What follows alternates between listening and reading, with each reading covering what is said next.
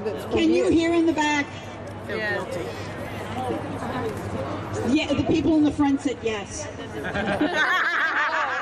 Welcome to Mental Health Day at the Capitol. Mental health matters. My name is Eve Bird, and I'm with the Fuqua Center for Late Life Depression at Emory University.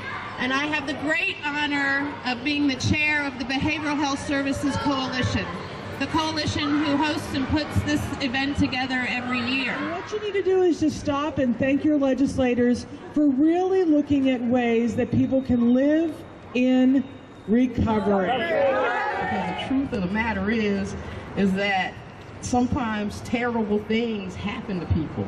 Yep. And those things change us. Yep. Trauma changes us. Yep.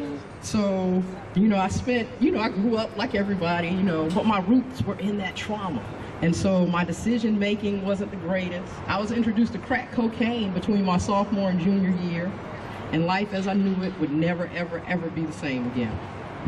The next 20 years I spent in and out of rehabs, in and out of therapy, depression and addiction.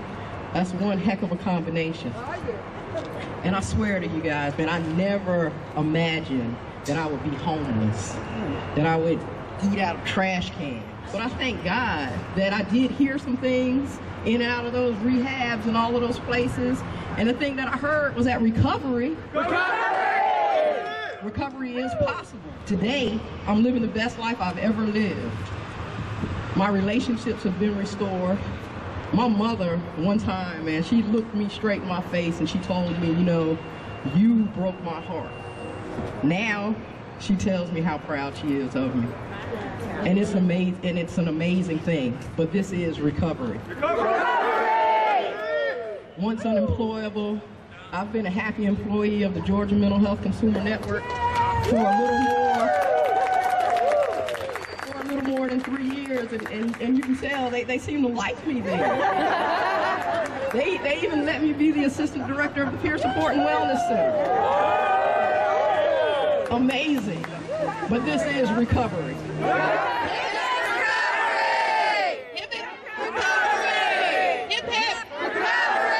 Let me just remind you that recovery does matter.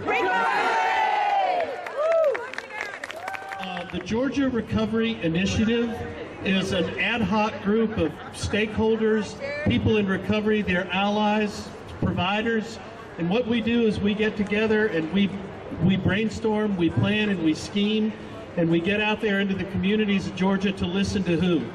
You. Don't ever think that you're not part of what's happening here, because you are what's happening here. I want you to go in there and be proud of who you are. Introduce yourself to the legislator. Tell them that you live in their area. Tell them that you live in recovery. But as everybody knows, I'm here to say children. Children's mental health matters.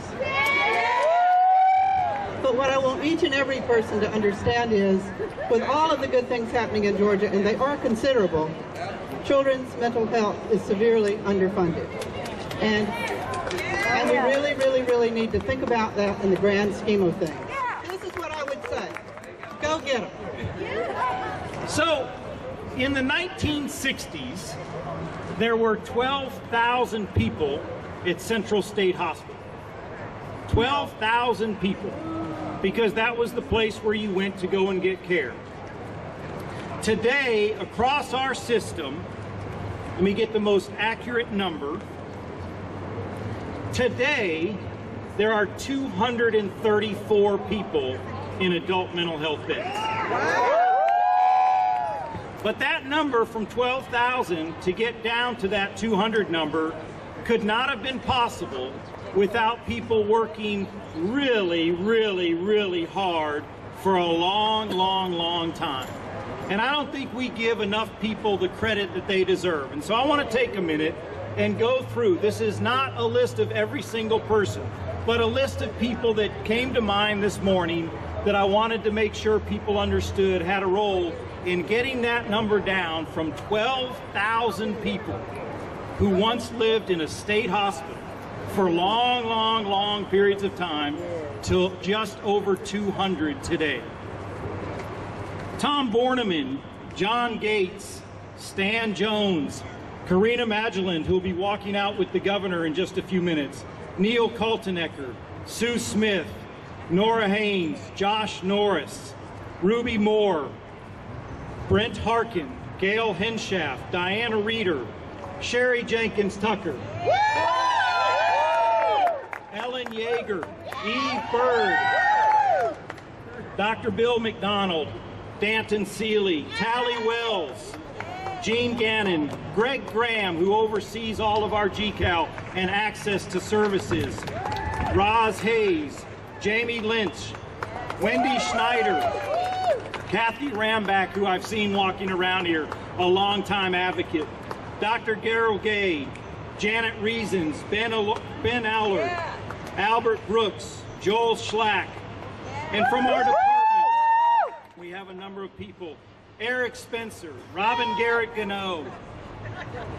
From our department, and all of these people have helped and advocated on your behalf for many, many, many years to help build communities so people can have easy access to high quality services, helping people live a life of recovery and independence. And that's what we're here to celebrate today. You guys are living this and showing us how to do a better job. As you know, we're moving away from an institutional model to a more community-based model, which I think is altogether appropriate.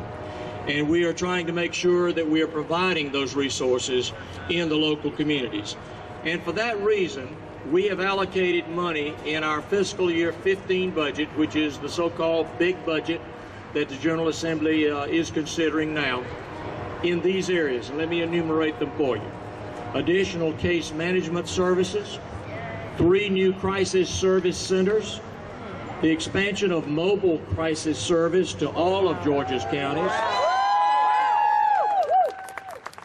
housing for an additional 600 individuals, new slots for supported employment services, additional options for consumer transportation, and new community-based private mental health beds. So our fiscal year 15 budget will include additional funding to support new as well as existing accountability courts, which include mental health courts.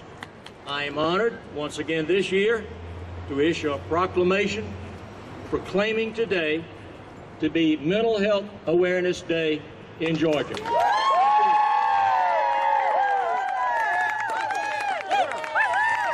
know what you have to do. You have to go and talk to your legislators, tell your story, thank them, and let's have a wonderful day. Thank you all.